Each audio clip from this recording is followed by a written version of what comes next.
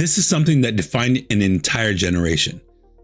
The cassette tape represents hours of waiting by the radio, finger hovering over the record button, hoping the DJ wouldn't talk over the intro.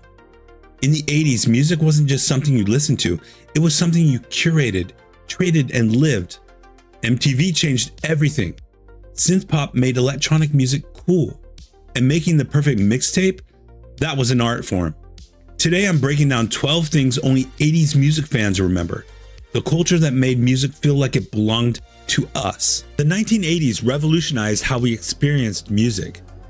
MTV launched and suddenly songs needed visuals. Synth pop exploded and keyboards replaced guitars. Walkman made music portable. And cassette tapes turned us all into DJs, curating soundtracks for every moment of our lives. Here are 12 things only 80s music fans remember. The rituals, the technology, and the pure magic of discovering music in an era before streaming. 1. On August 1st, 1981, MTV launched at 12:01 a.m. with 5 words that changed everything. Ladies and gentlemen, rock and roll. The first video ever played was Video Killed the Radio Star by the Buggles, a prophetic choice because MTV literally changed how we consumed music. Suddenly, it wasn't enough just to hear a song, you had to see it. That first video was symbolic. It announced that music was now a visual medium. Artists who couldn't make compelling videos struggled. Artists who embraced that format became superstars. MTV created a new language where music and imagery were inseparable. Duran Duran, Michael Jackson, Madonna, they didn't just make songs, they made experiences. And we'd rush home from school, turn on MTV and watch for hours, hoping our favorite video would come on. The phrase, "I want my MTV," wasn't just a slogan, it was a genuine demand from a generation that had found their channel. 2. Before iTunes and Spotify, if you wanted to own a song, you had 2 choices: buy the entire album or record it off the radio. Recording off the radio required patience, timing, and a bit of luck. You'd wait hours for your favorite song to play, finger hovering over the record button, praying the DJ wouldn't talk over the intro or the outro. This was a skill. You had to know which radio stations played which music. You had to learn DJ patterns. Some always talked over the intros and others respected the music. You'd sit there with a blank tape, ready to pounce the second you heard the first note. And if you got a clean recording with no DJ interference, that tape became precious. You'd guard it, rewind it carefully, and never let the sun melt it in your car. This ritual taught us patience and made us appreciate music in ways streaming never could. Every song on that tape represented effort and dedication. 3. Making a mixtape wasn't just compiling songs, it was storytelling. The order mattered, the transitions mattered. You'd spend hours crafting the perfect flow, balancing energy and emotion, making sure each song led naturally to the next. And when you made a mixtape for someone, that was a declaration. A mixtape said what you couldn't say out loud. The song choices, the order, even the handwritten label, everything communicated your feelings. Making a mixtape for someone you liked was terrifying because they'd analyze every choice. Why did they put this music? Why did they put this song third? What does that mean? The dedication that went into making mixtapes made them more meaningful than any playlist could ever be. You can't send your crush a Spotify playlist and have that same impact. Mixtapes were physical artifacts that represented hours of emotional labor. That's why people kept them for decades. 4. In the early 80s, synthesizers exploded. Depeche Mode, The Cure, Duran Duran, Human League, and dozens of other bands proved you didn't need guitars to rock. Synthpop created a futuristic sound that perfectly captured the decade's aesthetic. Bold, electronic, and unapologetically artificial in the best way. Synthpop was revolutionary because it democratized music creation. Keyboards were more accessible than full band setups. Bedroom producers could create professional sounding tracks. Bands like Depeche Mode started as teenagers, messing with synthesizers, and became global superstars. The Cure blended synth with post-punk darkness, creating something entirely new. The sound was cold, mechanical, and somehow deeply emotional. Songs like Just Can't Get Enough by Depeche Mode or Don't You Want Me by The Human League weren't just catchy, they defined an era. Synthpop made electronic music mainstream and paved the way for everything that came after. 5. Depeche Mode started as bright synthpop with songs like Just Can't Get Enough, upbeat, colorful, and almost innocent. But by the mid-80s, they evolved into something darker, more complex, and more emotionally resonant. Albums like Music for the Masses showcased synthesizers, creating haunting, layered soundscapes that proved electronic music could be as deep as any rock album. This evolution was crucial. Depeche Mode proved that synthpop wasn't just a gimmick or a passing trend. It was a legitimate art form capable of expressing complex emotions. Songs like Never Let Me Down Again and Strangelove were dark, atmospheric, and sophisticated. They took synthetic sound and made it feel organic and emotional.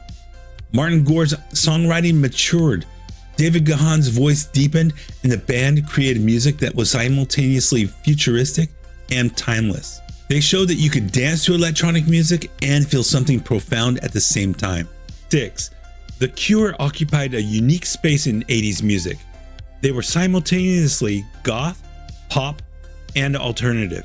Robert Smith's distinctive look with the wild black hair and smeared lipstick became iconic, but beneath the dramatic aesthetic was music that ranged from deeply melancholic to surprisingly upbeat, sometimes within the same album.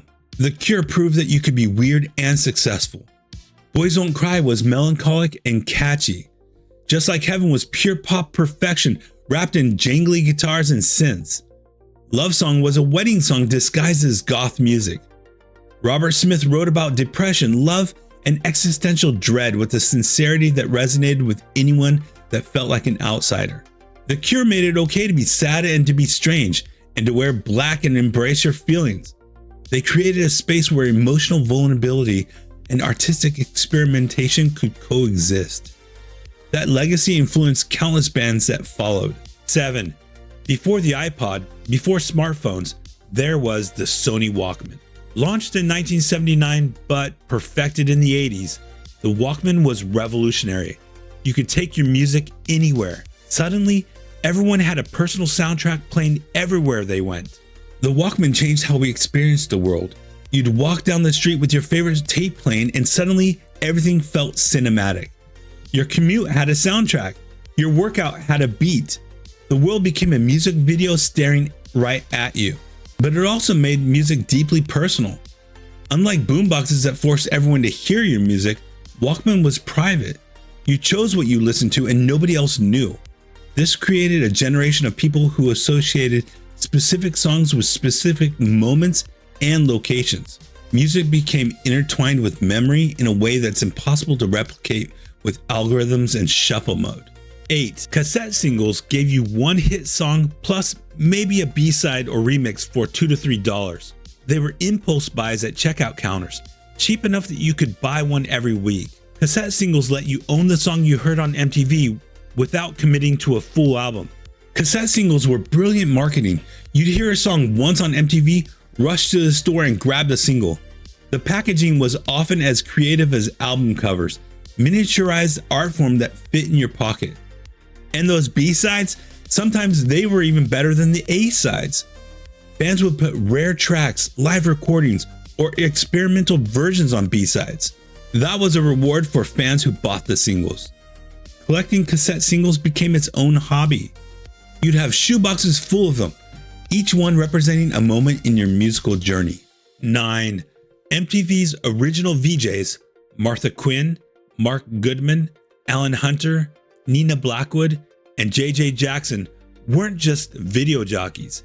They were tastemakers, personalities, and friends who introduced us to new music. They had chemistry, opinions, and genuine passion for what they were playing. The VJs made MTV feel personal. They tell stories about meeting bands, share behind-the-scenes gossip, and get genuinely excited about new videos. Martha Quinn's enthusiasm was infectious. Mark Goodman's rock knowledge was impressive. They weren't just corporate robots reading scripts. They were music fans who happened to have the coolest job in the world. When they recommended a band, you listened. When they premiered a new video, it was an event.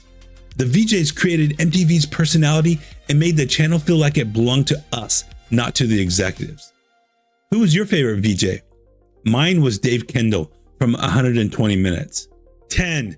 Before Bluetooth speakers, there were boom boxes, massive battery-devouring portable stereos that announced your presence. The bigger the boom box, the cooler you were. Carrying one on your shoulder while blasting your favorite tape was a power move that defined 80s street culture.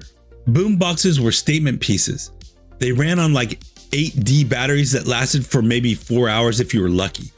They were heavy, impractical, and absolutely essential. You'd carry your boombox to the park, the beach, the basketball court, anywhere you wanted to control the soundtrack.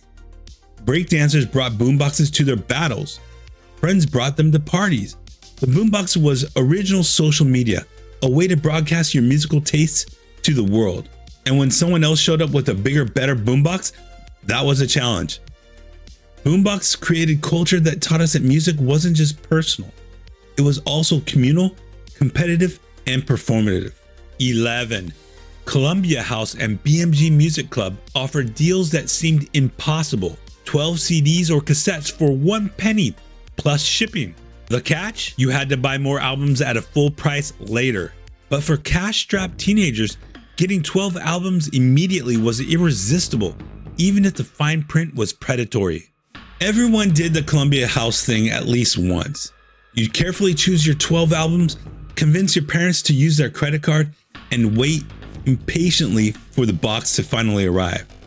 And then reality hit. Every month they'd send you that selection of the month that was not always the best selection, unless you had mailed back the rejection card in time, which most of us didn't do. If you missed the deadline, then what? Surprise charge. The economics were questionable, but that initial haul of 12 albums felt like winning the lottery. You'd spread them out on the floor, admiring the artwork, planning which to listen to first. Columbia House taught us a couple of important things. One, it taught us about contracts, reading the fine print. And number two, that nothing is truly free. Lessons we learned the hard way through mysterious monthly charges. 12. The biggest difference between 80s music culture and today? Music felt like it belonged to us. We curated it, traded it, recorded it, and shared it. Every song in our collection represented effort, time spent waiting by the radio, money saved for albums, thought put into mixtape sequencing. Music wasn't just background noise or algorithm-generated playlists. It was intentional, personal, and deeply meaningful. We invested in music in ways that streaming can't replicate. When you spent your allowance on an album, you listened to the whole thing, even the bad songs, until you found something to appreciate. When you made a mixtape, you put thought into every transition. When you discovered a new band on MTV, you felt like you were part of something special. Music wasn't infinite, it was finite, precious, and earned. That scarcity made it more valuable. The ritual of acquiring, organizing, and experiencing music created a relationship with songs that algorithms will never understand. We didn't just consume music, we lived it, shared it, and built our identities around it. The cassette tape represents something we've lost. The physical, tangible relationship with music, the effort of recording, the art of sequencing, the joy of sharing. Streaming is convenient, but it's also disposable. We don't curate playlists with the same care we assembled mixed tapes. We don't treasure songs the same way we have access to everything instantly. So here's my question. What's your most treasured music memory from the 80s? Did you make mixtapes for someone special? Did you record the perfect song off the radio? Did you have a Walkman that went everywhere with you? What song defines your 80s experience? Drop your stories in the comments. I want to hear about your soundtrack. Next week, I'm covering something I've been excited about. 80s video rental stores, Blockbuster nights, and the VHS experience that we'll never get back. You won't want to miss it. Thanks for watching, and remember, video may have killed the radio star, but the 80s made us all music stars in our own right.